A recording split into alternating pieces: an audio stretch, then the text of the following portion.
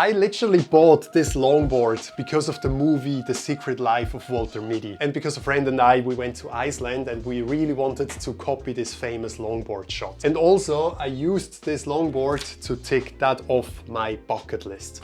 Welcome back to another episode of Tick Off Tuesday. This is the show where I talk about the things that I've ticked off my bucket list with 100 things that I want to do before I die. And these are Polaroids from all the things that I have ticked off so far, including this one, riding a longboard down a 1 kilometer long road. So after filming that in Iceland, I actually used my longboard quite a lot to just cruise around, and I fell in love with this feeling of like just cruising, you know? And I always thought about it would be so nice to have a really long road to ride the longboard along. I mean, most of the time you have a few hundred meters and then also you have to push most of the time, but I just wanted to find a road that goes downhill a little bit where I can just cruise. But the problem is that my longboarding skills are not on the level where I could do like the power slides and brake and all of this. So that's why it was kind of difficult to find a road that is not steep enough, but at the same time that is steep enough so I don't need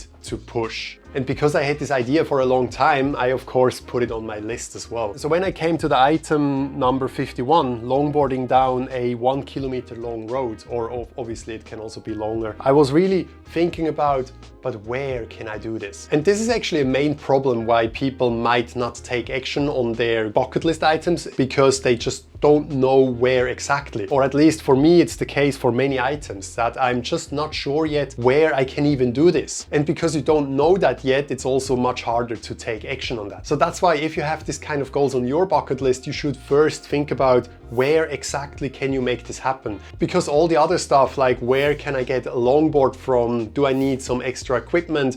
Who can I do it with? When can I do it? All of this comes after you have already found the location. I just found that once I have the location, everything else kind of falls into place automatically as well. So yeah, how did I find this location where I ticked that off? Funny enough, I had this road in mind for quite some time. However, I live in Vienna and this road is in Switzerland, like pretty much where I grew up in Switzerland. But then I knew it would be nice to have someone that does it with me. So obviously all my friends are in Vienna and it might be easier to find something close by here. I remember I drove around Vienna a little bit, I mean outside of the city, to find something, but it was just so difficult because there are so many different factors that come into play. Like I don't want the road to be too steep, I don't want it to be too flat. There should also be no traffic, and also the pavement should be very smooth, ideally. And after looking for it for some time, I'm like, maybe I should just do it in Switzerland, and maybe I should just do it by myself. Because if you always rely on other people, then it's just so much harder to take action. So sometimes it's just better to prepare it so you can do it by yourself, because then you can literally take action whenever you want. So then on my next trip to Switzerland,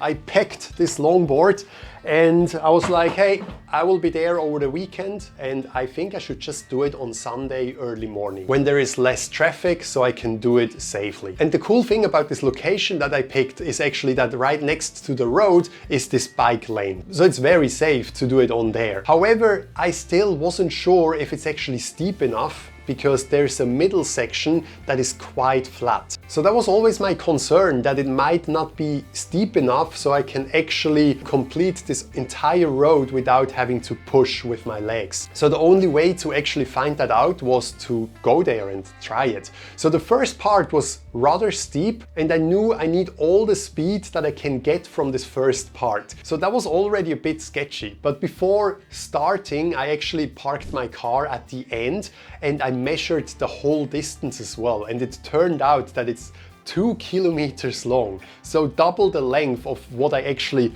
put on my bucket list, which was just perfect. So I parked my car at the end and I took my electric skateboard and this longboard and drove all the way up. And on the way up, I checked the road to see if there's any gravel or something in the way. And there were some parts with quite a lot of gravel. So I'm really glad that I stopped there to kind of clean the road a little bit. Because as you can see in this video, it would be super sketchy to hit those little rocks. So with the gravel all out of the way, I drove to the starting point and then it was go time. I knew I need to get as much speed as possible before getting to this flat part. And then on the flat part, I'm like, oh, okay, yeah, I still need the speed, but then there was a point where I'm like, ah yeah, I'm gonna make this. However, that was the problem, because when I got to the part where it got steeper, I already had a lot of speed left. So that meant that going down even steeper would mean that I accelerate even more. And this is where it got very sketchy. I had so much speed and I literally got scared because I had no protection, which was a little bit stupid, I think.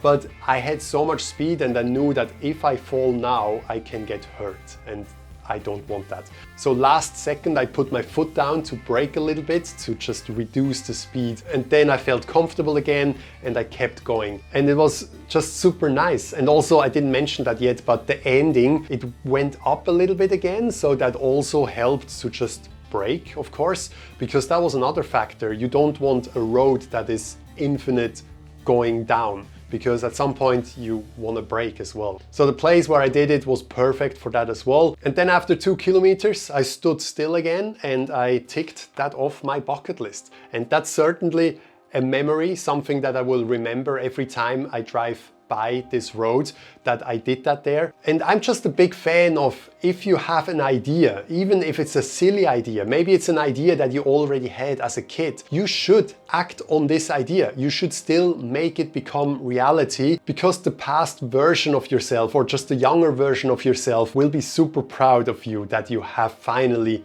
done that. And all of this just starts by writing out your bucket list. Just think about things that could create a memory in the future. And it doesn't matter whether it's big or small or silly or serious. As long as it's meaningful and important to you, put it on there and then make it happen. And then, as always, please share it with me. I always love to see other people's bucket list. And also because I'm a big believer that if you share your goals, you're more likely to make them happen.